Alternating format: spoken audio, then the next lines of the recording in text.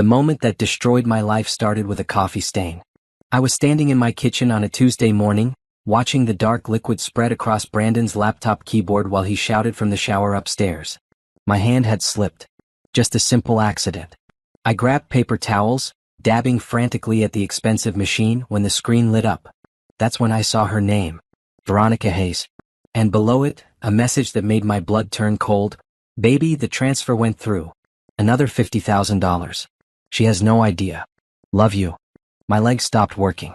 I sank into the kitchen chair, still holding the coffee-soaked towels, staring at that message like it was written in a foreign language my brain refused to translate. The water was still running upstairs. Brandon was humming something. Happy. Content. I scrolled up with shaking fingers and the entire conversation loaded. Months of messages. Years maybe. When are you leaving her? After we secure the rest of the money. Did you forge her signature on the investment documents? Veronica handled it perfectly. That's why I love having a lawyer girlfriend. Investment documents. My money. I pressed my hand against my mouth to keep from screaming. The inheritance from my parents' $5.7 million they'd left me after the car accident 3 years ago was supposed to be safe. Brandon had convinced me to let him manage it. I'm your husband, he'd said, holding my hand during the funeral reception. Let me take care of this for you. You're grieving. You shouldn't have to worry about money right now. I trusted him. I'd signed papers he brought home, barely reading them because my eyes were too swollen from crying about my parents. He kissed my forehead and promised everything would be fine. The water stopped running upstairs. My heart hammered against my ribs. I grabbed my phone and took pictures of everything on the screen. Message after message. I scrolled faster, screaming silently in my head. There were attachments. Bank statements. Transfer records. Company names I didn't recognize: Brandwell Investments LLC, Clearwater Holdings Incorporated. My name was on the documents, but I'd never heard of these companies. The signatures looked like mine, but I didn't remember signing anything with these names. Naomi? Did you make coffee? Brandon's voice came from the top of the stairs. I slammed the laptop shut and stood up so fast the chair scraped against the floor. Yeah, just spilled some. I'm cleaning it up. His footsteps moved toward the bedroom. I had maybe 2 minutes. My fingers flew across my phone, photographing every document I could pull up in his email. There were spreadsheets, projections, an email from Veronica with the subject line, "Final Phase." I opened it. My vision blurred as I read, "Once we drain the last account, we can file for divorce. I've already drafted the papers to make it look like marital asset division. She'll get maybe $200,000 if she's lucky. We'll have the rest $5.5 million to start our new life. The Cayman account is ready." The Cayman account. They'd moved my parents' money my father had spent 40 years building, money my mother had saved from her teaching salary, money they died protecting on their way home from the bank to the Cayman Islands. Naomi? Brandon appeared in the doorway, hair wet, smile easy. The same smile I'd fallen in love with 7 years ago. The same smile I'd kissed on our wedding day. The same smile that had comforted me when they lowered my parents into the ground. It was all fake. You okay? You look pale. He walked over, reaching for my shoulder. I jerked away. I'm fine. Just tired. Didn't sleep well. His eyes narrowed slightly, then he glanced at his laptop. Did something happen to my computer? I spilled coffee on the keyboard. Sorry. I wiped it down. My voice sounded strange. High-pitched. Not like me. He opened the laptop, checking it. For a second I thought he saw something. His jaw tensed. But then he closed it again and shrugged. It's fine. I have a meeting at 9 anyway. Veronica and I are presenting the Henderson case to the partners. Veronica. He said her name like it meant nothing. Like she was just a colleague. Like she wasn't the woman planning to steal my entire life. How is Veronica? I asked, testing him. Fine. Same as always. Brilliant attorney. Real shark in the courtroom. He grabbed his briefcase, kissing my cheek. His lips felt like ice against my skin. I'll be home late tonight. Big celebration if we land this client. Don't wait up. Celebration. With her. Using my money. Sure, I whispered. He left. The door clicked shut. The sound of his car starting in the driveway. The engine fading down the street. I stood in my kitchen, the kitchen I'd renovated with my parents' money, in the house I'd bought with my parents' money, surrounded by the life I'd built with my parents' memory, and felt something crack inside my chest. Then I opened my phone and looked at the pictures I'd taken. Every message. Every document. Every piece of evidence of their betrayal. Brandon thought I was broken. Weak. Easy to manipulate. He had no idea who he was dealing with. My father used to tell me a story about his own father, my grandfather Thomas. He'd survived things Brandon couldn't imagine. Built things from nothing. My father always said, "You've got his blood, Naomi. That Barrett strength. If you ever need it, it'll be there." I needed it now. I sat down at the kitchen table and started making a list. Every account I knew about. Every document I'd ever signed. Every conversation I could remember about money. I wrote until my hand cramped, filling page after page with dates, amounts, names. Then I called my bank. "First National, how can I help you? I need to speak to someone about my accounts. All of them. I think there's been fraud." The woman's voice shifted from bored to alert. "Ma'am, I'm transferring you to our fraud department immediately." While I waited on hold, I stared at the picture on the mantel. My parents on their 30th anniversary, arms around each other, laughing. My mother's eyes crinkled at the corners.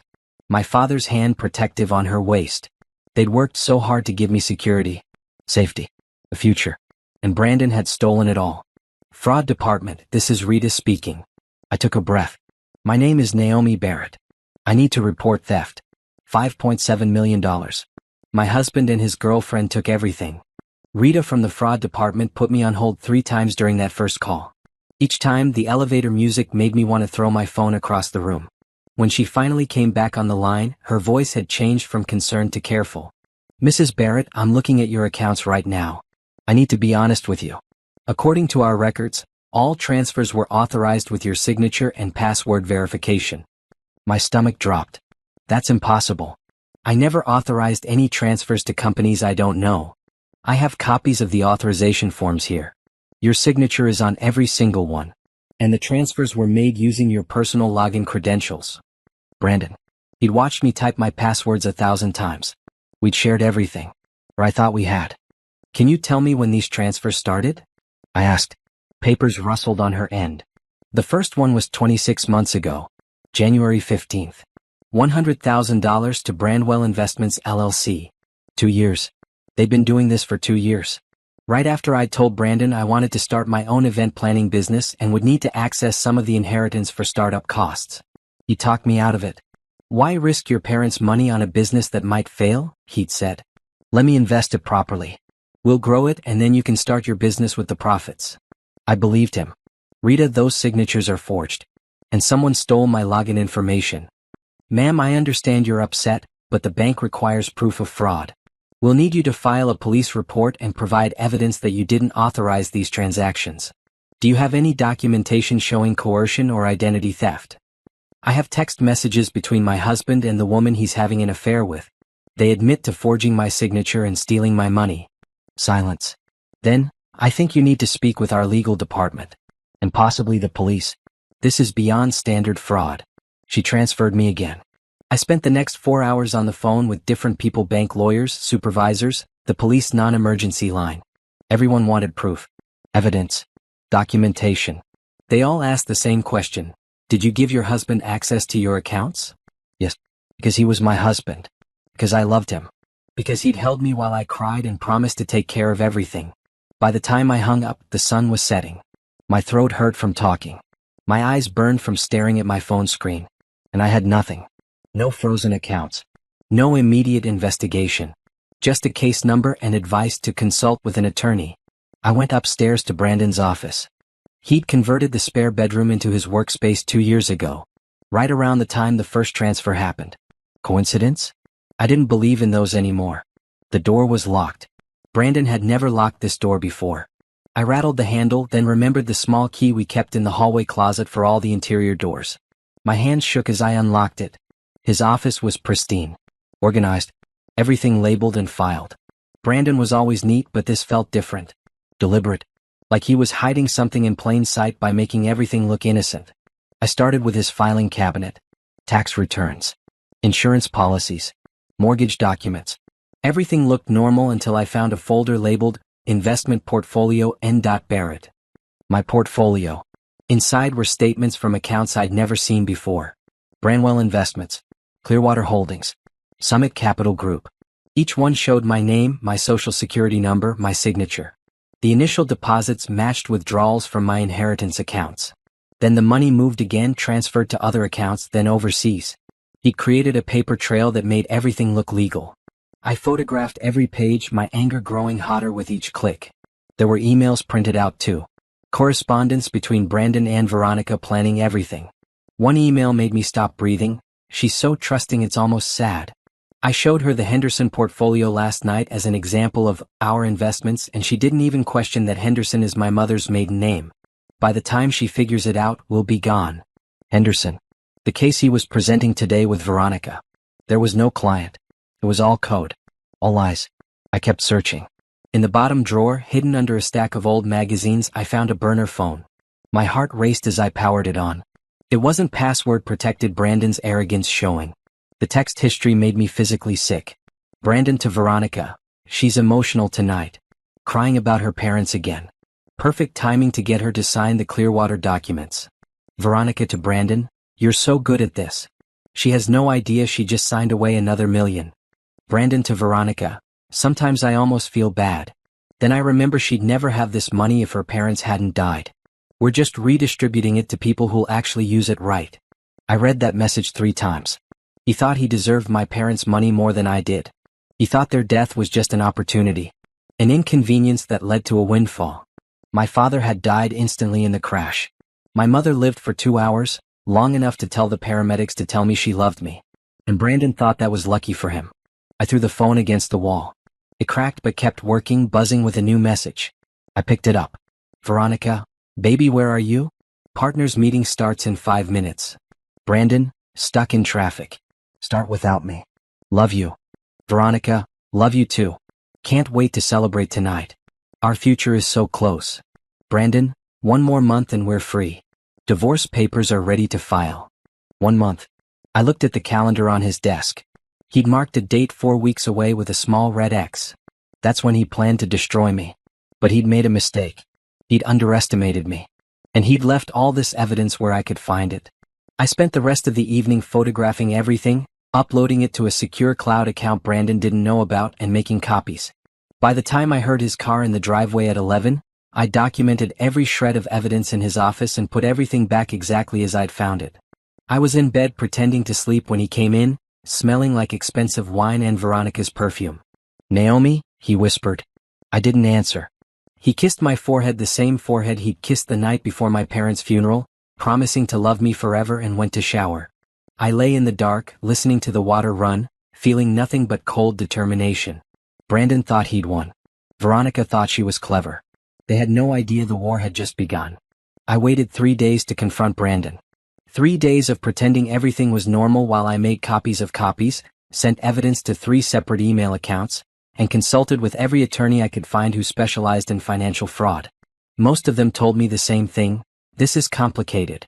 Your husband covered his tracks well. It could take years to sort out. Years I didn't have. The divorce papers were coming in less than a month. On Friday evening, I cooked Brandon's favorite meal. Steak, roasted potatoes, the expensive wine he liked. He came home confused but pleased. What's the occasion? He asked, loosening his tie. No occasion. Just wanted to do something nice. I smiled. It felt like my face would crack. We ate.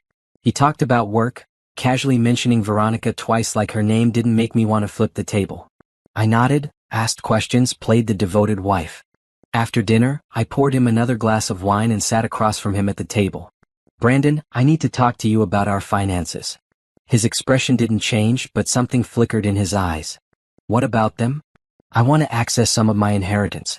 For that business I mentioned a couple years ago. I think I'm ready now. He set down his wine glass carefully. Naomi, we talked about this. The money is invested. You can't just pull it out without penalties. I don't mind paying penalties. It's my money. It's our money. We're married. The inheritance was left to me. In my name. His jaw tightened. Are you questioning how I've managed things? I've grown your portfolio significantly. Have you? I pulled out my phone and opened the photos I'd taken from his office. Because these statements show the money moving to companies I've never heard of. Branwell Investments. Clearwater Holdings. Henderson Capital. The color drained from his face. Then red flooded back in. Were you going through my office? Were you stealing from me? He stood up fast enough to knock his chair backward. Stealing? I'm your husband. I've been managing your money, investing it properly. Those are legitimate investment vehicles. Really? Because I called Branwell Investments. The registered agent is Veronica Hayes. Your girlfriend. Silence. Complete, absolute silence. Brandon stared at me like he was seeing a stranger. I don't know what you think you know. I know everything. I stood up too, pulling out printed copies of the text messages. I threw them on the table. I know you've been having an affair with Veronica for 2 years. I know you've stolen $5.7 million from my inheritance. I know you forged my signatures. I know you're planning to file for divorce in 3 weeks and leave me with nothing. Brandon looked at the papers, then back at me. Something changed in his face. The mask fell away. The loving husband disappeared. What remained was cold and calculating. So you know. He shrugged. Fine. Yes. Veronica and I are together. Yes, we moved your money. And yes, I'm filing for divorce. The casual admission hit harder than I expected. Part of me had hoped he'd deny it. Apologize. Break down and beg for forgiveness. How could you? My voice broke despite my determination to stay strong. I loved you. I trusted you. After my parents died, you were all I had. That's exactly why it was so easy. He poured himself more wine, perfectly calm now. You were vulnerable. Grieving. You would have signed anything I put in front of you. And you did. You used my pain against me. I used an opportunity. There's a difference. He drank, watching me over the rim of his glass.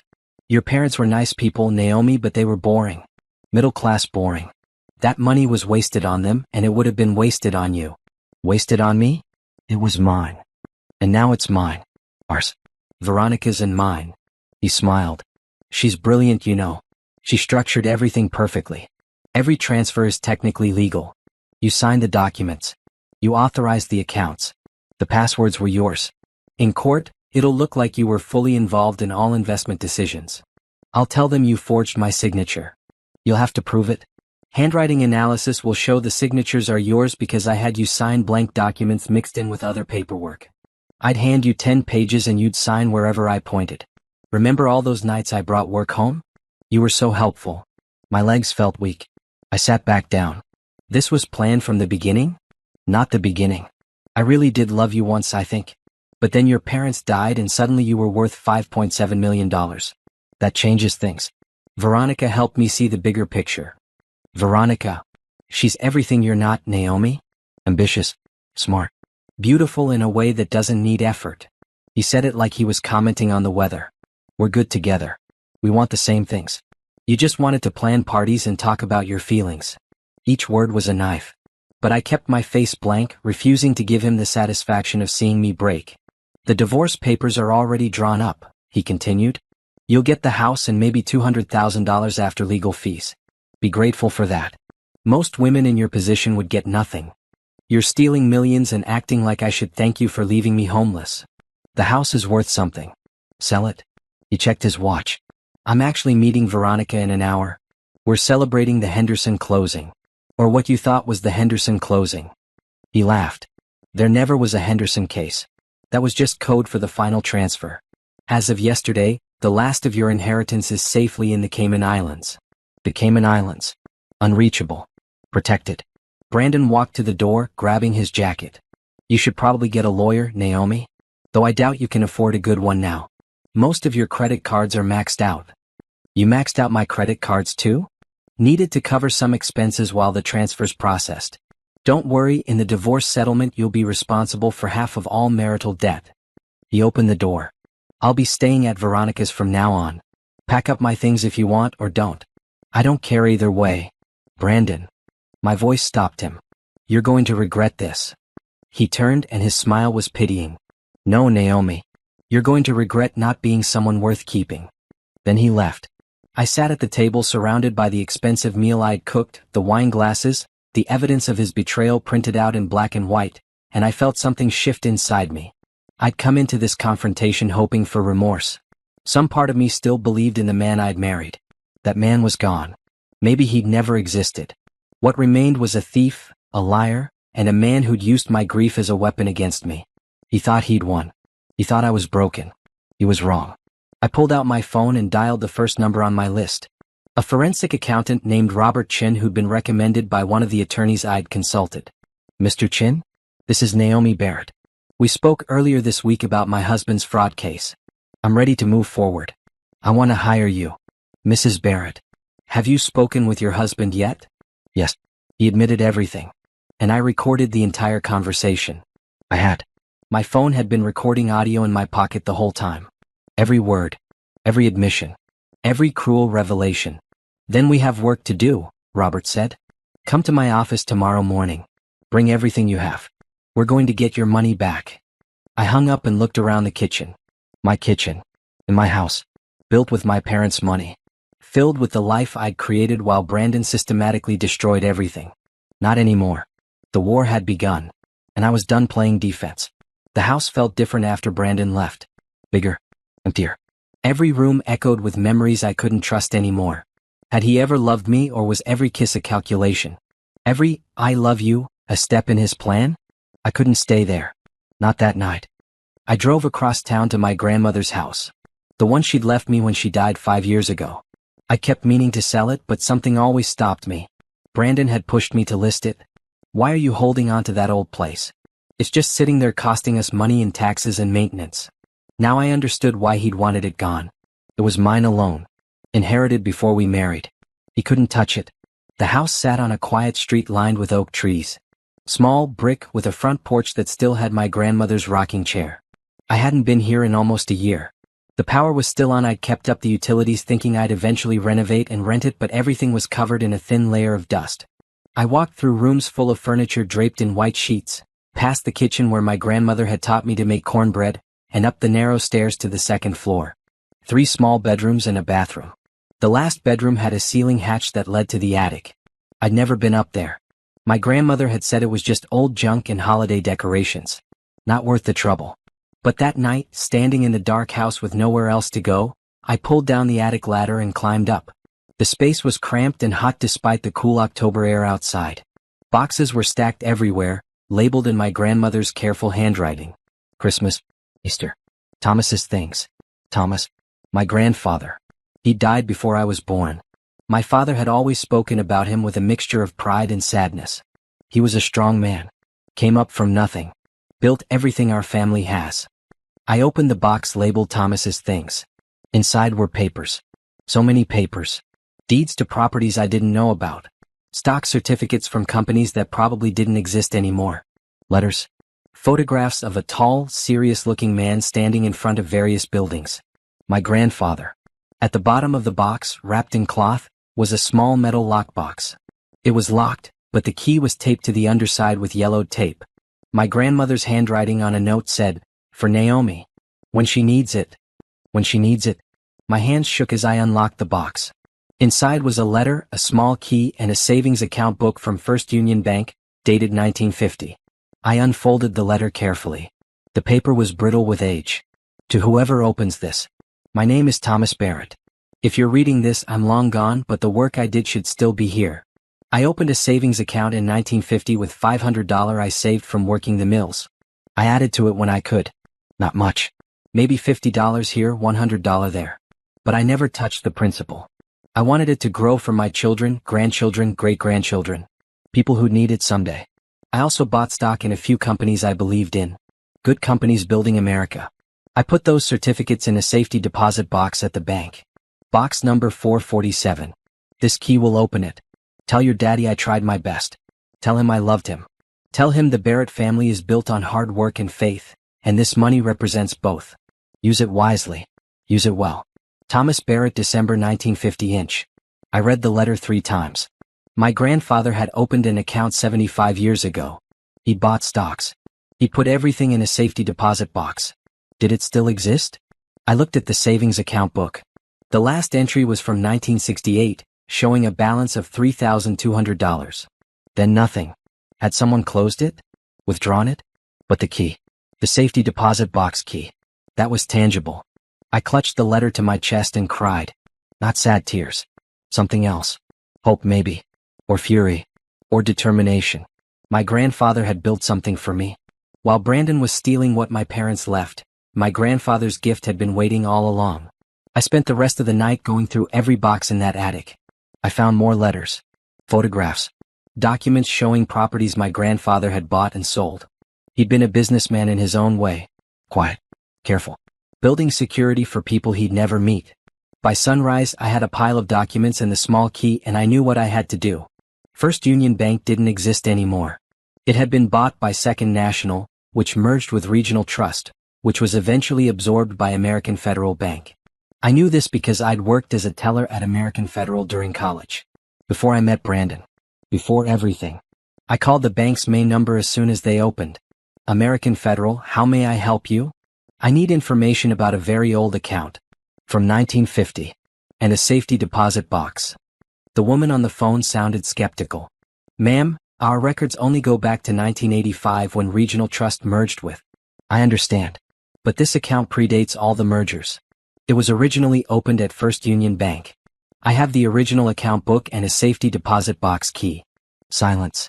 Then, please hold. I held for 15 minutes, listening to instrumental music, wondering if this was crazy. 75 years was a long time. The account was probably closed. The safety deposit box was probably drilled and emptied decades ago. Ma'am? This is Harold Jennings. I'm the senior branch manager. I understand you have a First Union account book from 1950? Yes. And a safety deposit box key. My grandfather opened them. What's the account number? I read it off the faded page. More silence. Keyboard clicking.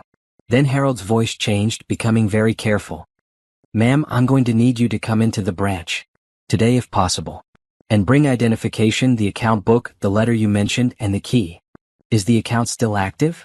I can't discuss details over the phone. But yes, we have a record of this account. And the safety deposit box. He paused. Mrs. Barrett, when was the last time anyone accessed either of these? Never. Not since 1968, according to the book. Then you need to come in immediately. This is highly unusual. We're at the Maple Street location. Ask for me specifically. I drove there in a daze, the documents from the attic on my passenger seat. The bank was busy with the morning rush, but Harold met me at the door. He was an older black man with gray hair and kind eyes, and he led me to a private office in the back. Mrs. Barrett, I've been with this bank for 32 years. I've seen 3 mergers and thousands of accounts. But I've never seen anything like this. He opened his computer screen. Your grandfather's savings account has been accruing interest for 75 years. Compound interest. At rates that were much higher in the past than they are now. How much is in it? Harold turned the screen toward me. I looked at the number and couldn't breathe. $743,821.17. $3,000 had grown to over $750,000. But that's not all, Harold continued. The safety deposit box hasn't been opened since 1968. According to our records, it contains stock certificates. We can't know their current value without seeing them, but if your grandfather invested in stable companies. He trailed off. We went to the vault. Harold unlocked the safety deposit box with my key and his master key. Inside was a large metal box. He pulled it out and set it on the table in the private viewing room. I opened it. Inside were stock certificates. Hundreds of them. IBM, Coca-Cola, General Electric, Johnson & Johnson. Companies my grandfather had believed in. We'll need to have these valued, Harold said quietly. But Mrs. Barrett, some of these companies have split multiple times. This Coca-Cola certificate for 100 shares could be worth, well, significantly more now. I did quick math in my head. Coca-Cola had split 11 times since 1950. That 100 shares could be over 100,000 shares now. I need an exact evaluation, I said. As soon as possible. I'll call our investment department immediately. Harold left me alone in the room with my grandfather's legacy. I touched the certificates carefully, reading his name on each one. Thomas Barrett. A mill worker who'd saved every penny he could and invested in America's future. He'd given me a weapon. While Brandon thought he'd destroyed me, my grandfather had provided the ammunition I needed to fight back. The war wasn't over. It was just beginning. And now I had the resources to win. The investment specialist arrived within an hour. Her name was Monica Patterson, and she handled the stock certificates like they were made of glass. These need to be authenticated first, she said, examining each one under a special light. But assuming they're legitimate, and they certainly look at you're holding a significant portfolio. How significant? Monica made notes on her tablet, calculating quietly. The IBM shares alone, accounting for splits and current market value, are worth approximately $2.3 million. The Coca-Cola shares another $1.8 million. General Electric, Johnson & Johnson, AT&T. She looked up at me. Mrs. Barrett, this box contains roughly $8.3 million in stock. The room spun. I gripped the edge of the table. $8 million. My grandfather's $500 investment in 1950 had grown to $8 million. Combined with the savings account, I had access to over $9 million that Brandon knew nothing about. I need these liquidated, I said. All of them. Monica's eyebrows raised. That's going to take some time. We need to authenticate, transfer to your name, and then. How long? 2 weeks minimum. Maybe 3. 3 weeks. Brandon planned to file divorce papers in 3 weeks. Make it 2 weeks. Whatever you need to do. Rush everything. I pulled out the letter from my grandfather. This letter establishes inheritance. I have his death certificate at home, my grandmother's death certificate, and documents proving I'm his granddaughter. What else do you need? Harold and Monica exchanged glances. Monica nodded. That should be sufficient. Mr. Jennings, can we expedite authentication? For this? Absolutely. Harold turned to me. Mrs. Barrett, I need to ask. Is everything all right? You seem urgent. I could have lied. But something about Harold's kind eyes made me tell the truth. My husband stole my inheritance. $5.7 million. He and his girlfriend, who's an attorney, have been systematically draining my accounts for 2 years. They think I'm broke. They think I'm helpless. They don't know about this. I gestured to the certificates. And I want to keep it that way until I can fight back properly. Harold's expression hardened. Your husband is an attorney? No. He works for a law firm. Corporate finance. His girlfriend is the attorney. She helped him make everything look legal. We need to protect these assets immediately, Harold said. Monica, set up new accounts in Mrs. Barrett's name only. No spousal access. High security passwords. Everything. Already on it. We spent the next 3 hours filling out paperwork. New accounts. New passwords. Security questions only I would know. Everything isolated from Brandon and any potential claim he could make. By the time I left the bank, it was after 2 in the afternoon. I sat in my car in the parking lot and called the forensic accountant, Robert Chin. Mr. Chin, it's Naomi Barrett. I have an update. Good timing. I've been analyzing the documents you sent. Mrs. Barrett, your husband is very good at covering his tracks, but he made mistakes. Small ones. The wire transfer dates don't align perfectly with the documentation. That suggests the paperwork was created after the fact to justify transfers that were already made. Can we use that? In court? Maybe. But we need more. Do you have access to any of his personal devices? Computers, phones, anything with his original communications? I thought about the burner phone in Brandon's office. I might. Get them. And be careful. If he realizes you're building a case, he might destroy evidence. He already knows I know about the affair. I confronted him. Robert went silent. That was premature. Now he'll be cautious. He thinks I'm defeated. He told me I can't afford a good lawyer. Can you? Robert's tone was professional but honest. My services aren't cheap. Neither is litigation attorney. You're looking at hundreds of thousands in legal fees to fight this. I can afford it. I took a breath. My grandfather left me $9 million that Brandon doesn't know about. Another silence. Then Robert laughed, sharp and surprised. Now that changes everything. Mrs. Barrett, we need to meet immediately. And you need to hire an attorney. Not just any attorney. The best. Do you know someone? I know exactly who you need. Patricia Stone. She's ruthless. Expensive. And she specializes in cases exactly like yours, high-value divorces with allegations of fraud. Set up the meeting. Done. I'll call you with a time. He paused. Mrs. Barrett, I have to ask. Why didn't you mention this earlier? I just found out this morning. I didn't know the account existed until last night. That's either the worst timing or the best timing I've ever heard. It's the best, I said firmly, because now I can fight back. I drove back to my grandmother's house instead of going home. The house where Brandon couldn't find me. Where I could think clearly. I brought my laptop and all the documents from the attic and I started building a timeline. January 2023. My parents died. I inherited $5.7 million. February 2023. Brandon convinces me to let him handle the money. March 2023. First transfer to Brandwell Investments. $100,000. April 2023, Brandon starts locking his office door. I worked backward through every bank statement, every document, every memory. The pattern was clear. Small transfers at first, testing to see if I'd notice. When I didn't, bigger transfers. By the end of the first year, he'd moved $2.3 million. By the end of the second year, everything was gone. My phone rang. Unknown number. Mrs. Barrett? This is Patricia Stone. Robert Chin asked me to call you. I understand you need representation. Her voice was crisp, professional, no nonsense. Yes. My husband and his girlfriend stole my inheritance. I need to get it back and make sure they face consequences. Robert sent me a preliminary summary. This is complex.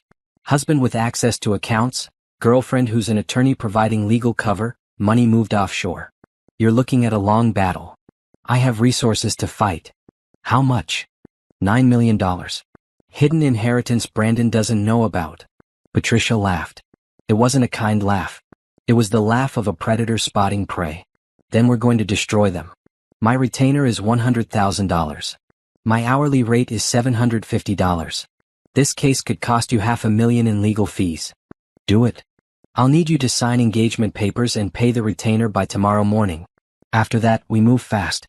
I want every document, every communication, every piece of evidence you have. And Mrs. Barrett? From this moment on, you don't speak to your husband without my permission. You don't sign anything. You don't make any financial decisions. Everything goes through me. Understood? Understood. Good. We're going to make them wish they'd never heard your name. She hung up. I sat in my grandmother's living room, surrounded by 75 years of family history, and I felt something I hadn't felt in days. Power. Brandon thought he'd taken everything. He thought I was helpless. He'd used my grief and trust as weapons. But he'd forgotten something. I came from Thomas Barrett. A man who'd survived poverty, discrimination, and hardship to build something lasting. That same strength was in me. It always had been. Brandon wanted a war? He was going to get one. And I was going to win. Patricia Stone's office was on the 40th floor of a downtown high-rise with floor-to-ceiling windows overlooking the city. Everything about it screamed expensive, from the marble floors to the leather furniture to the assistant who offered me imported water while I waited. Patricia herself was exactly what I expected. Tall, black, stunning in a gray suit that probably cost more than my car payment, with eyes that missed nothing. Mrs. Barrett. She shook my hand with a grip that meant business. Let's talk about destroying your husband's life. I liked her immediately. We sat in her conference room and I spread out everything I had. The text messages. The forged documents. The recording of Brandon's confession. The burner phone I'd stolen from his office the night before. Patricia listened to the recording twice, making notes. When Brandon's voice said, "She's so trusting it's almost sad," Patricia's jaw tightened. He's cocky. That's good for us. Cocky people make mistakes. She pulled up the shell company documents. Brandwell Investments, Clearwater Holdings, Summit Capital Group. All registered to Veronica Hayes. All created within a 6-month period. That's not careful planning. That's arrogance. Can we use that? We can use all of it. But here's the problem. Patricia leaned back. Your husband is right about one thing. The signatures on these documents are technically yours. You did sign them, even if you didn't know what you were signing. That makes proving fraud harder. My heart sank. So he's going to get away with it? I didn't say that. Patricia smiled. It was not a nice smile. I said it's harder. Not impossible. We have the text messages showing intent to defraud. We have his recorded confession admitting he tricked you into signing. We have a clear pattern of behavior designed to deceive. And most importantly, we have something they don't know about. My grandfather's money. Exactly. Here's what's going to happen. Your husband plans to file for divorce in 2 weeks. Let him. When he does, he'll disclose assets, carefully hiding everything he stole. We'll file our response, also not mentioning your grandfather's accounts. Then we'll hit them with a fraud lawsuit, a criminal complaint, and a bar association ethics complaint all at once. Can we do that? Not only can we will. Veronica Hayes used her position as an attorney to help someone steal money. That's legal malpractice at minimum, criminal conspiracy at worst. The state bar will suspend her license pending investigation. Without her legal protection, your husband's entire scheme falls apart. Patricia pulled up something on her laptop. I've been researching Ms. Hayes. She's 32, been practicing for 6 years. Clean record. She works at Caldwell and Associates, a mid-size firm doing corporate law. She's up for partner next year. Not anymore. Not anymore, Patricia agreed. When we file the ethics complaint, it becomes public record. Her firm will distance themselves immediately. No firm wants a lawyer under investigation for helping someone commit fraud. Robert Chin joined us an hour later, carrying boxes of documents. He'd spent the last 2 days analyzing every financial record I'd provided. It's worse than I thought, he said, spreading spreadsheets across the conference table. Brandon didn't just steal your inheritance. He took out credit cards in your name. Loans. He maxed out your credit score buying luxury items for himself and Veronica. How much debt? $380,000. All in your name. He planned to stick you with it in the divorce. I felt sick. Can he do that? He already did it. But we can prove you didn't benefit from the debt. Every purchase was for him or Veronica. Cars. Jewelry. That condo they bought in the city. None of it is in your possession or for your benefit. Robert pulled out more documents. I've also traced some of the offshore transfers. The Cayman account is under a company called Paradise Holdings. Want to guess who's listed as the beneficial owner? Veronica? Veronica and Brandon. Joint ownership. They planned this together from the start. Patricia made notes rapidly. This is good. This is all good. We can demonstrate clear intent, clear benefit, and clear conspiracy. Robert, I need you to prepare a full financial analysis. Every dollar accounted for. Where it came from, where it went, who benefited. Already working on it. Good. Naomi, I need you to do something difficult. I need you to go back to your house and act normal. Don't let Brandon know we're building this case. If he asks about lawyers, tell him you can't afford one. Lie to him. He's been lying to you for 2 years. Yes, lie to him. Make him comfortable. The more comfortable he is, the more careless he'll be. Patricia looked at me seriously. Can you do that? I thought about my grandfather working in the mills, saving $50 at a time to build something for his family. He'd been patient, strategic. He hadn't demanded immediate results. He played the long game. I can do it. Good. Because in 2 weeks, we're going to hit them so hard they won't know what happened. I left Patricia's office with a plan, a legal team, and a purpose. The retainer was paid. The forensic accountant was working. Everything was in motion. But Patricia was right. I had to go home. I had to pretend. The house was empty when I got there. Brandon hadn't been back since our confrontation. Good. That made it easier. I spent the evening packing up his office, making it look like I'd given up. I boxed his clothes, his papers, his personal items. Not to throw out. To document. I photographed everything before packing it, creating evidence of what he owned. At 9 o'clock he called. Naomi. What do you want, Brandon? I'm sending movers tomorrow for my things. I'd appreciate it if you're not there. Fine. I'm staying at my grandmother's house anyway. Good. He paused. Did you get a lawyer yet? I can't afford one. You maxed out all my credit cards. I heard him smile through the phone. You should probably file on your own then. Save money. I'll have Veronica send over the divorce papers. Sign them and this can all be over quickly. Sure, Brandon. Whatever you want. Really? He sounded surprised. What's the point in fighting? You win. You and Veronica can have your life together. I just want this to be over. Silence. Then cautiously, that's very mature of you. I'm tired. I'm sad. I just want to move on. Okay, good. The papers should arrive next week. Sign them and send them back. We can be done in 30 days. Okay. Naomi? For what it's worth, I'm sorry it ended this way. No, he wasn't. But I said, goodbye, Brandon. I hung up and immediately called Patricia. He believes I've given up. He's sending divorce papers next week. Perfect. Don't sign anything. Bring them to me the moment they arrive. How did you sound? Defeated. Good. Stay defeated until we're ready. Then we show them who you really are. That night, I slept in my grandmother's house surrounded by boxes of my grandfather's papers. I dreamed about him. About a tall man in work clothes, calloused hands, determined eyes. In the dream, he handed me the metal box and said, "You're a Barrett. We don't quit." I woke up knowing exactly what I needed to do. I was going to get my money back. I was going to destroy their plan. And I was going to make sure Brandon and Veronica faced consequences for every lie, every theft, every moment they'd spent celebrating my pain. The trap was set. Now I just had to wait for them to walk into it. The divorce papers arrived on a Tuesday afternoon by courier. I signed for them, took them inside, and photographed every page before calling Patricia.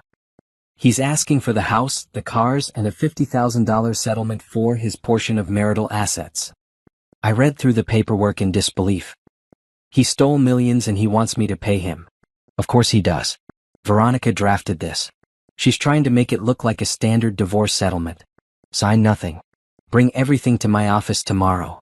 I went to Patricia's office the next morning with the papers and something else. More evidence. I went back through my email accounts last night.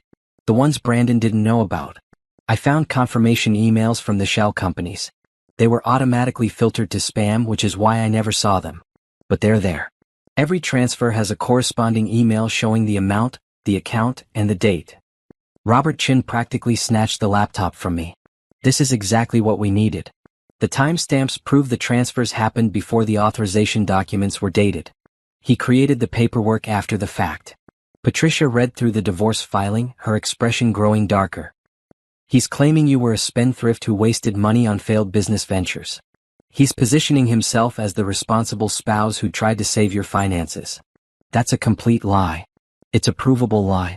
We have evidence you never started any business. Never made any investments. All the money went to him and Veronica. She made notes in the margins. This is good. This shows consciousness of guilt. He's not just stealing, he's creating a false narrative to justify it. What do we do now? Now we file our response. And we include a few surprises. Patricia drafted a response that was a masterpiece of legal strategy. It denied every claim in Brandon's filing. It demanded full financial disclosure, something he couldn't provide without revealing the theft. And it included a counterclaim for fraud, breach of fiduciary duty, and intentional infliction of emotional distress. The damages we're claiming are substantial, Patricia explained. Not just the $5.7 million he stole. We're also claiming the interest that money would have earned, the emotional harm, the destruction of your credit. We're asking for $12 million total. Can we get that? If we prove fraud, yes. And we can prove fraud. She pulled out another document. I'm also filing a motion to freeze all assets in both Brandon's and Veronica's names pending the outcome of the case. Every bank account, every investment, the condo they bought, everything. Can you do that? With the evidence we have? Absolutely. We're showing clear flight risk money already moved offshore and clear evidence of ongoing fraud. The judge will grant it. When? I'm filing everything tomorrow. By Friday their accounts will be frozen. I thought about Brandon and Veronica celebrating, planning their future, spending my money without a care in the world. They have no idea what's coming, I said quietly. No, Patricia agreed. They don't. The next 72 hours moved in slow motion. I stayed at my grandmother's house, pretending to be devastated. I didn't answer Brandon's calls. I didn't respond to the text messages from Veronica's assistant asking about signing the papers. I waited. On Friday morning, Patricia called. It's done. The judge granted the asset freeze. Every account in Brandon's or Veronica's name is locked. The condo is frozen. Even the Cayman account, we worked with federal authorities and got that frozen too. How long until they know? They probably know now. The notifications went out this morning. An hour later, Brandon called. I didn't answer. He called again. And again. By the afternoon, I had 15 missed calls and a string of text messages that went from confused to angry to desperate. What did you do? This is insane. Call your lawyer off. Naomi, answer your phone right now. You're going to regret this. I'll bury you in court. I forwarded all the messages to Patricia. Perfect. Save everything. His anger is showing guilt. That evening I got a call from an unknown number. I answered it on Patricia's advice, with her recording the conversation. Naomi, this is Veronica Hayes. Her voice was cold, professional. Not the warm, flirty tone from the text messages I'd read. What do you want, Veronica? I think there's been a misunderstanding. The asset freeze is excessive. Brandon and I are willing to negotiate a fair settlement. Fair? You stole $5.7 million from me. That's not how we see it. The money was invested. In shell companies you created. Using forged signatures. That's not investment. That's theft. Silence. When she spoke again, her voice had changed. Less professional. More defensive. You signed those documents. Because Brandon tricked me while I was grieving my parents. You helped him do it. You're an attorney. You knew it was fraud. I did no such thing. I provided legal services to my client. Your client? You mean your boyfriend? The man you're having an affair with? I let the anger show. I have the text messages, Veronica. All of them. She's so trusting it's almost sad. She'll sign anything. I have everything. Another long silence. What do you want? I want my money back. All of it. I want you both to face consequences. And I want you to lose your law license. You can't do that. Patricia Stone thinks I can. So does the State Bar Association. I filed an ethics complaint yesterday. They've opened an investigation. I heard her breathing change. Fast, shallow. Panic. You filed an ethics complaint? You used your position as an attorney to help someone commit fraud against his wife. That's legal malpractice. You're going to be disbarred. No. No, that's not. Brandon said you couldn't afford a good lawyer. He said you'd just give up. Brandon was wrong about a lot of things. Veronica's voice cracked. If I lose my license, I lose everything. My career. My partnership track. You should have thought about that before you helped steal from me. Naomi, please. We can work this out. I can make Brandon return some of the money. Some? Most of it. We can negotiate. No negotiation. You return all of it or you go to prison. Prison? Her voice went high, panicked. You can't prove criminal fraud. Actually, we can. The FBI is investigating the offshore accounts. Moving money to the Cayman Islands to hide it from a spouse during divorce proceedings? That's federal fraud. Wire fraud. You're both facing federal charges. I was bluffing about the FBI, but Veronica didn't know that. Patricia had mentioned contacting federal authorities about the offshore accounts, but no investigation had been opened yet. I didn't know, Veronica said quickly. Brandon told me the money was his. He said you agreed to the investments. I didn't know I was helping him steal. You sent a text message saying she has no idea. You knew exactly what you were doing. Those messages were taken out of context. Tell it to the Bar Association. Tell it to the judge. Tell it to the FBI when they interview you. I kept my voice cold. You're going to lose everything, Veronica. Just like you tried to make me lose everything. The difference is you actually deserve it. I hung up. My hands were shaking. My heart was racing. But I felt powerful in a way I hadn't felt since before my parents died. Patricia called 10 minutes later. She called me, begging to settle. She's terrified. Good. Brandon called too. He wants to talk. Claims he can explain everything. What did you tell him? I told him to put his offer in writing. If he wants to settle, he needs to propose terms. Full restitution plus damages. Signed confession. Agreement not to contest the divorce. Patricia paused. They're crumbling, Naomi. The asset freeze hurt them badly. Veronica's firm put her on leave pending the ethics investigation. Brandon's business is spreading rumors. They're isolated and desperate. Is it wrong that I'm glad? After what they did to you? No. It's justice. Patricia's voice softened slightly. How are you holding up? I'm angry. I'm hurt. But I'm also okay. For the first time in 2 years, I feel like myself again. Good. Because this is just the beginning. When we get to court, we're going to make them answer for everything. Every lie. Every stolen dollar. Every moment they spent celebrating your pain. I hung up and sat in my grandmother's living room, looking at the photograph of my grandfather. Thomas Barrett. A man who'd built something from nothing. Who'd survived and thrived despite every obstacle. I was his granddaughter. I had his strength. His determination. Brandon and Veronica had made a mistake. They thought I was weak. Broken. Easy to destroy. They were about to learn how wrong they were. The settlement offer came 3 days later. Patricia called me into her office to review it. They're offering to return $3.2 million immediately. Another $1.5 million over 5 years. And they want all criminal and ethics complaints dropped. That's not even the full amount. I know. It's insulting. Patricia tossed the document aside. We reject it. We're going to court. What if we lose? We won't lose. The evidence is overwhelming. But even if somehow we did, you still have your grandfather's money. You're not dependent on winning this case. That gives us power. We can afford to take risks they can't. The preliminary hearing was scheduled for the following Monday. Patricia warned me that Brandon and Veronica would both be there with their attorneys. Stay calm. Don't react no matter what they say or how they look at you. We're playing the long game. I wore a simple navy suit to court. No jewelry except my grandmother's watch. I wanted to look like what I was, a woman who'd been victimized, not someone seeking revenge. Brandon arrived with his attorney, a nervous-looking man named Jeffrey Stone who kept wiping his forehead. Brandon had lost weight. His suit hung wrong on him. He didn't look at me. Veronica came separately with her attorney, a woman who looked as expensive as Patricia. But Veronica herself looked terrible. Dark circles under her eyes. Hair pulled back severely. No makeup. She glanced at me once, then away. Good. They should be scared. The judge was a woman in her 60s named Judge Martha Reeves. She had a reputation for being fair but strict. No patience for games.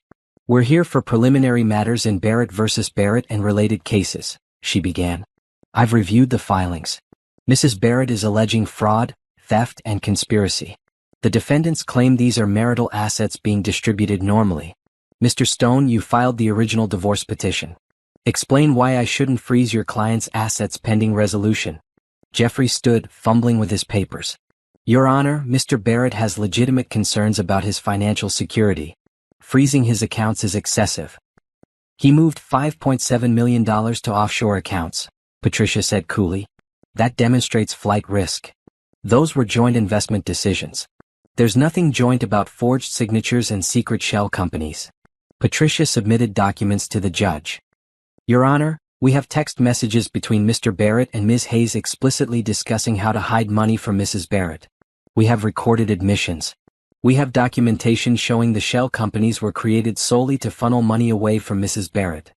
Judge Reeves read through the documents silently. Her expression grew colder. Mr. Stone, did your client inform you about these text messages? Jeffrey looked at Brandon, who stared at the table. Your Honor, those messages are being taken out of context. She has no idea we're draining her accounts seems fairly clear context to me. Judge Reeves looked at Veronica's attorney. Ms. Williams, your client is an attorney. She used her legal expertise to help Mr. Barrett defraud his wife. Why shouldn't I refer this to the state bar immediately? Veronica's attorney stood. Your Honor, Ms. Hayes provided legal services in good faith. She had no knowledge of any fraudulent intent. There are text messages where she calls Mrs. Barrett stupid and easy to manipulate. Judge Reeves looked at Veronica directly. You're an officer of the court, Ms. Hayes. You knew this was fraud. Veronica stood quickly. Your Honor, I made a mistake. I allowed my personal relationship with Mr. Barrett to cloud my judgment. But I never intended. You never intended to get caught. Judge Reeves cut her off. Sit down, Ms. Hayes. Veronica sat, her face pale. Judge Reeves turned to Patricia. What are you seeking, Ms. Stone? Full restitution of $5.7 million plus interest. Damages for emotional distress.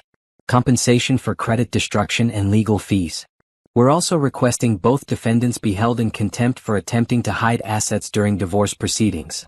And criminal charges? We're working with the district attorney's office. Wire fraud. Identity theft. Conspiracy to commit fraud. Brandon made a sound. Almost a whimper. Jeffrey put a hand on his arm, but Brandon shook it off. This is insane. Naomi, please. We can work this out. Judge Reeves slammed her gavel.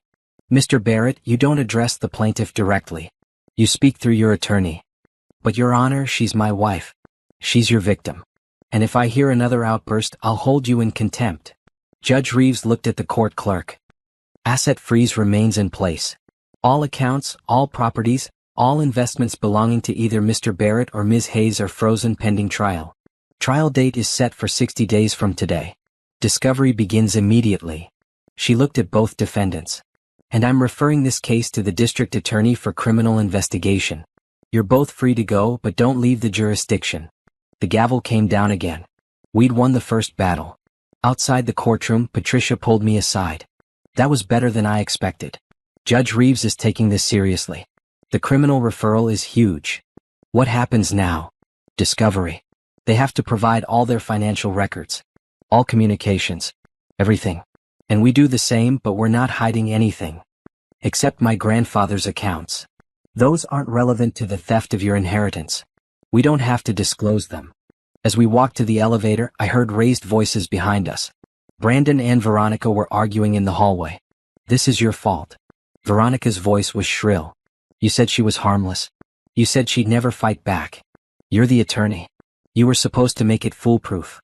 I did. How was I supposed to know she'd find a better lawyer? You said she had no money. She didn't. I don't know where she got the money for Patricia Stone. Unless. Brandon's voice dropped. Unless she's been hiding money from me. Oh, that's rich. You steal millions and you're worried about her hiding money? Shut up. Both of you. That was Jeffrey. You're in public. The walls have ears. Patricia smiled at me as we got on the elevator. Let them panic. Let them turn on each other. That just makes our case easier. Over the next month, Discovery revealed everything. Brandon and Veronica had to turn over all their financial records, emails, text messages. The paper trail was devastating. They bought a condo $890,000. Luxury cars $180,000. Jewelry, vacations, designer clothes another $320,000. They'd spent over $1.3 million of my money on themselves while telling me we needed to tighten our belts. Robert Chin compiled it all into a presentation that showed exactly where every dollar had gone. Patricia added photographs. The condo with its city views. The car's a Mercedes for Brandon, a BMW for Veronica. The receipts from restaurants I couldn't afford. The jury is going to hate them, Patricia said with satisfaction. This isn't just fraud. It's cruelty. The district attorney filed criminal charges 2 weeks before the trial. Wire fraud.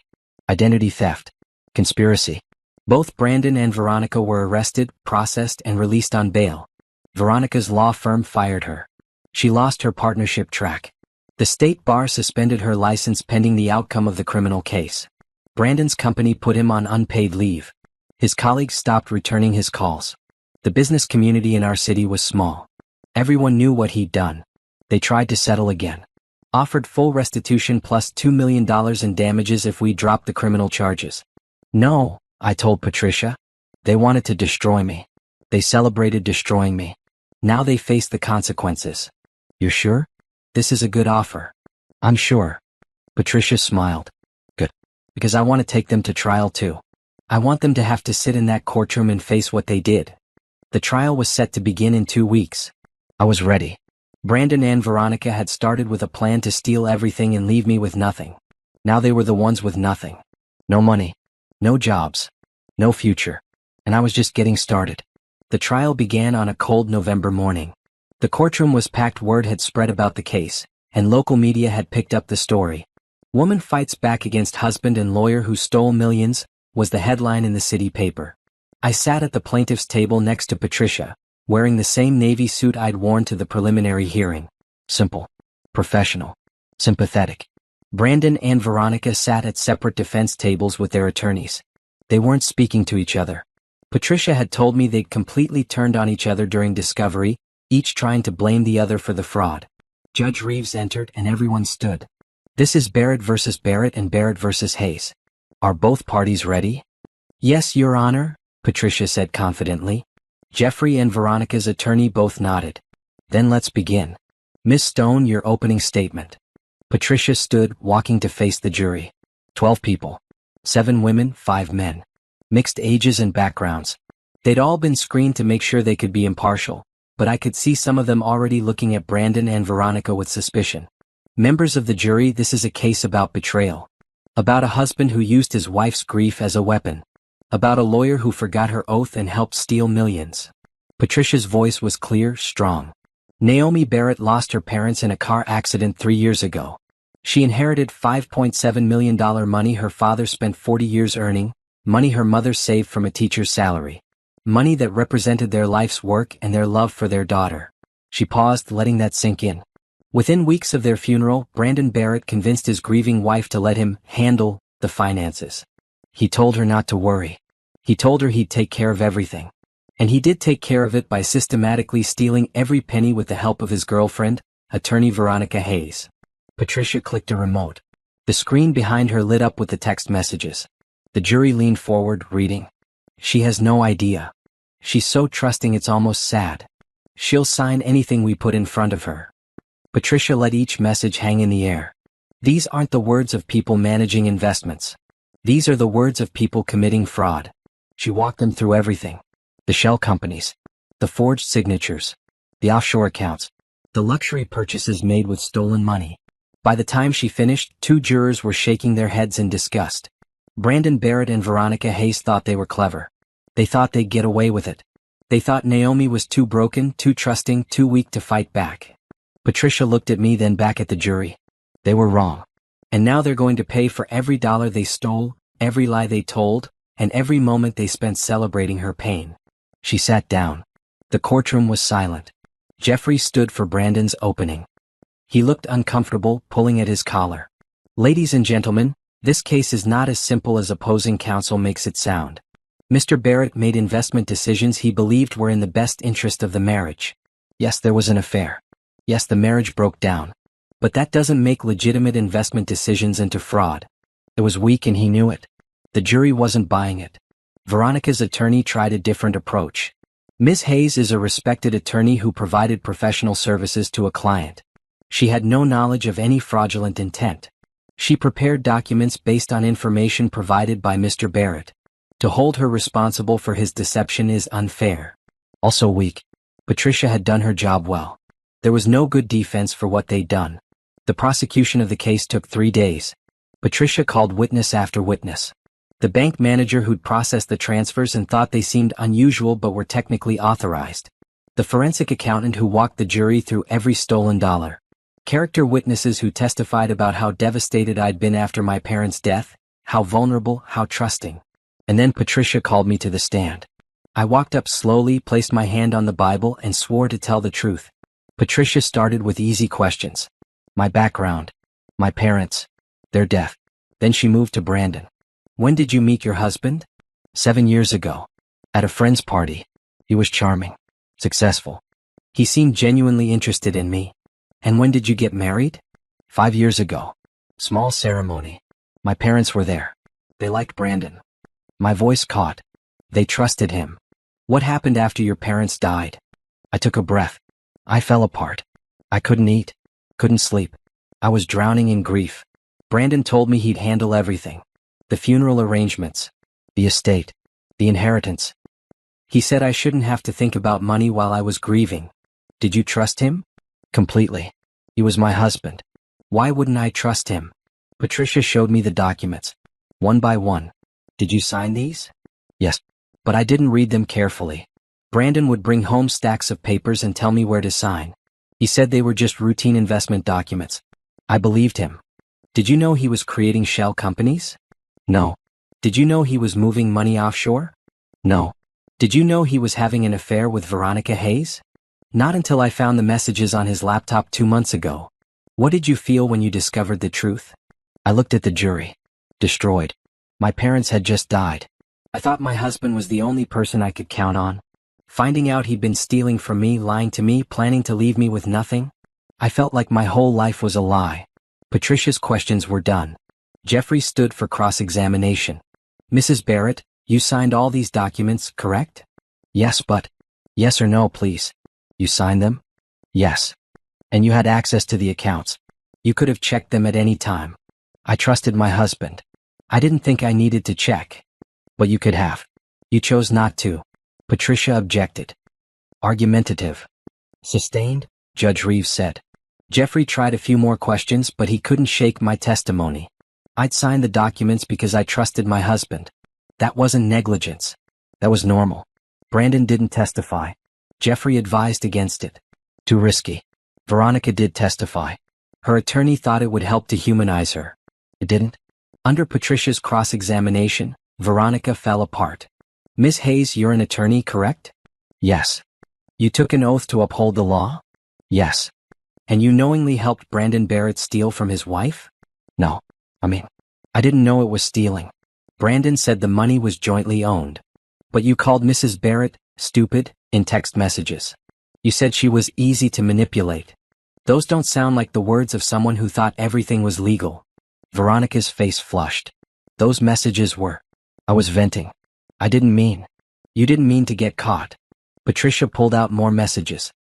You wrote, once we drain the last account, we can start our new life. What did you mean by drain? That's just poor word choice.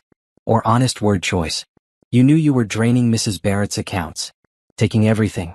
Leaving her with nothing. It wasn't like that. Then what was it like, Ms. Hayes? Explain to the jury how stealing $5.7 million from a grieving woman isn't exactly what it looks like. Veronica couldn't answer. She sat there, mouth opening and closing, while the jury stared at her with disgust. The trial lasted 6 days total. Closing arguments were on a Friday afternoon.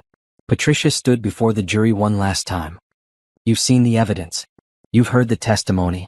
You've read the messages where these two defendants plan to destroy Naomi Barrett's life. The only question now is justice. Do we allow people to steal simply because they're clever? Do we let attorneys abuse their position to help commit fraud? Or do we hold them accountable? She paused. Naomi Barrett trusted her husband. She trusted that an attorney wouldn't help someone break the law. That trust was used as a weapon against her. Don't let these defendants walk away. Make them face what they've done. The jury deliberated for 4 hours. When they came back, the forewoman stood. In the matter of Barrett versus Barrett, we find for the plaintiff. We award full restitution of $5.7 million plus interest, totaling $6.2 million. We also award $3 million in punitive damages for emotional distress and willful fraud. Brandon's head dropped into his hands. In the matter of Barrett versus Hayes, we find for the plaintiff. We award $2 million in damages for conspiracy and legal malpractice. Veronica started crying. Loud, ugly sobs that echoed through the courtroom. Judge Reeves banged her gavel. Order. The judgment stands. Both defendants are ordered to pay immediately. Failure to do so will result in additional penalties and possible jail time for contempt. She looked at both of them.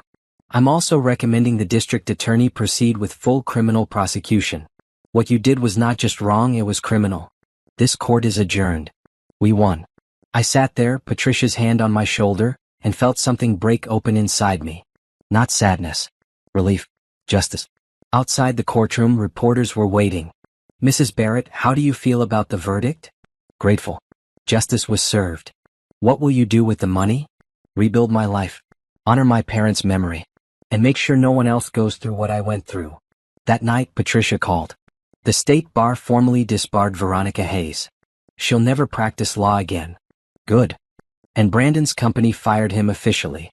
His reputation in the business community is destroyed. Also good. Naomi, you did it. You fought back and you won. I hung up and looked around my grandmother's house.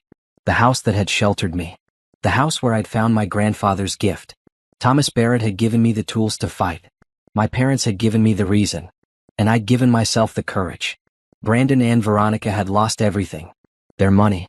Their careers. Their future. And I was just beginning mine. The money came back in stages over the next 3 months. The frozen accounts were unfrozen and transferred to me. The condo was sold. The cars were liquidated. Brandon's retirement accounts were emptied. Veronica's savings were drained. By February, I had recovered $8.9 million, my original $5.7 million, the interest, the damages, and everything they'd spent. Combined with my grandfather's accounts, I had nearly $18 million. More money than I'd ever imagined having. More than I needed. More than I knew what to do with. But I had ideas. I started with my business. The event planning company I'd wanted to launch 3 years ago before Brandon talked me out of it. I leased office space downtown, hired a small team, and built something from scratch. Barrett Events specialized in memorial services and celebration of life events. I wanted to help other families honor their loved ones the way I wished I'd been able to honor my parents without the shadow of Brandon's betrayal hanging over everything. The business grew faster than I expected. Word spread. Within 6 months, I had more clients than I could handle. I hired more staff, expanded the office, created something real and lasting. But the business wasn't enough. I wanted to do more. I established the Thomas and Louise Barrett Foundation in honor of my grandparents. It provided financial assistance to people dealing with grief counseling services, legal help for widows and widowers, support for families facing sudden loss. I funded it with $5 million from my settlement. The same amount Brandon had tried to steal. Money that had been meant to destroy me was now helping others survive their darkest moments. The foundation's first grant went to a young mother whose husband had died suddenly, leaving her with 3 kids and a mountain of medical debt. I met her at the office, saw the exhaustion in her eyes, the fear, and I remembered being that afraid. I don't know how I'll ever repay this, she said, crying. You don't repay it. You survive. You rebuild. And someday when you can, you help someone else. She hugged me so tight I couldn't breathe. That's when I knew I'd done the right thing. Brandon's criminal trial happened in April. I didn't attend. Patricia said I didn't need to, and honestly, I didn't want to see him again. He was sentenced to 4 years in federal prison for wire fraud. Veronica got 2 years for conspiracy. I felt nothing when I heard the news. No satisfaction. No anger. Nothing. They were just people who'd made terrible choices and were now facing consequences. They didn't matter to me anymore. What mattered was the future I was building. In May, I met someone. His name was Jerome Mitchell. He was an architect who'd been hired to renovate the building next to my office. I kept seeing him in the coffee shop between our buildings, always with blueprints spread out, always focused. One morning, he asked if the chair across from me was taken. "It's all yours," I said. We started talking. About buildings. About design. About how spaces can hold memory and meaning. He had no idea who I was. No idea about the lawsuit or the money or any of it. He just knew I was Naomi, the woman who ran the event planning company, who always ordered black coffee and a blueberry muffin. "What made you start your business?" he asked one day. "I wanted to help people. And I needed to prove to myself that I could build something real. From what I hear, you're doing both." We started having coffee regularly. Then lunch. Then dinner. 6 weeks after we met, he kissed me outside my office building, and I felt something I hadn't felt in years. "Oh, I should probably tell you something," I said one evening over dinner at a small restaurant. We'd been seeing each other for 3 months, and it felt serious enough that he deserved to know. "Okay."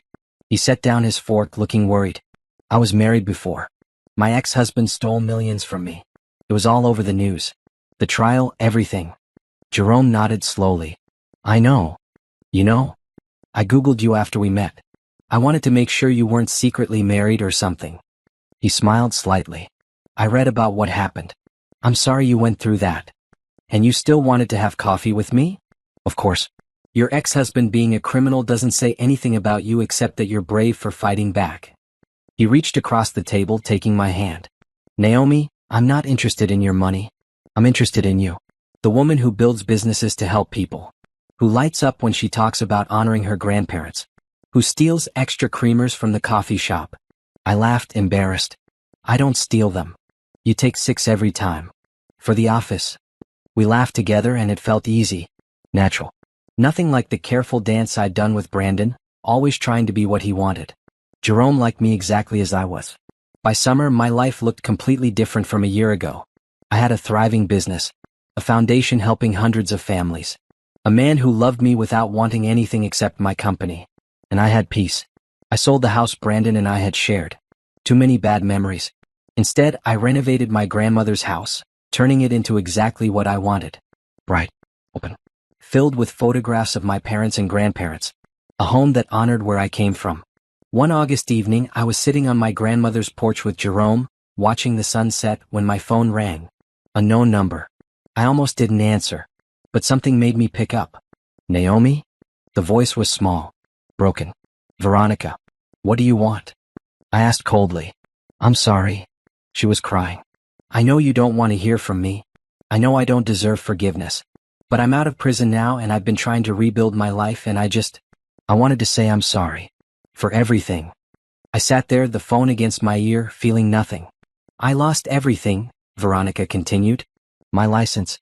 My career. 2 years of my life. Brandon won't even talk to me anymore. He blames me for everything." "You helped him steal from me," I said flatly. "You called me stupid. You celebrated ruining my life." "I know. I was terrible. I was greedy and cruel and I thought I was so smart." She sobbed. "But I paid for it. I lost everything." "Good," I said simply. "Naomi, please. Don't call me again, Veronica. I don't forgive you. I don't wish you well. I don't think about you at all anymore. You're nothing to me. Live with that." I hung up. Jerome looked at me. "You okay?" "Yeah." I leaned into him. "I'm okay." And I was. Veronica had called looking for absolution. For me to tell her it was all right, that she'd suffered enough, that I forgave her. But I didn't. And I never would. And that was okay too. Forgiveness is for people who deserve it. Veronica and Brandon didn't deserve anything from me except the consequences they'd earned. In September, the foundation held its first annual fundraiser. 300 people attended. Business leaders, community members, families we'd helped. We raised $2 million in one night. I stood at the podium looking out at all those faces and I thought about my grandfather, Thomas Barrett. A man who'd saved $50 at a time, invested in the future, and built something that lasted 75 years. My grandfather believed in the power of preparation, I told the crowd. He believed in doing the work today so tomorrow would be better. He never met me. But his gift saved my life when I needed it most. Tonight, we're continuing his legacy. We're preparing for tomorrow by helping families survive today. The crowd stood and applauded. Later, Jerome found me standing alone, looking at a photograph of my grandparents on the memory wall. "You did good tonight," he said, wrapping his arms around me from behind. "I did what they would have wanted. Built something that matters. They'd be proud of you." "I hope so." We stood there together and I realized something. I was happy. Genuinely, completely happy for the first time since before my parents died. Brandon had tried to destroy me. He'd stolen my money, my trust, my sense of safety. He'd used my grief as a weapon. But he'd failed. I'd survived. I'd fought back. I'd won. And more than that, I'd built something beautiful from the ashes of what he'd tried to burn down. A business that helped people. A foundation that honored my family. A relationship with a man who loved me without conditions. A life that was entirely my own. Brandon was in prison. Veronica was disbarred. Both of them had lost everything. And I had everything I'd ever wanted. Not revenge. Justice. And the chance to become the person my grandfather knew I could be. A year ago, I'd been sitting in my kitchen, staring at text messages that destroyed my world. Now I was standing in a room full of people who respected me, next to a man who loved me, surrounded by evidence of everything I'd built. Thomas Barrett had given me the tools to fight. My parents had given me the strength. And I'd given myself the future. Brandon wanted to take everything. Instead, he gave me the motivation to become someone stronger than I'd ever imagined. In the end, that was the greatest revenge of all. Not destroying him. Becoming unstoppable.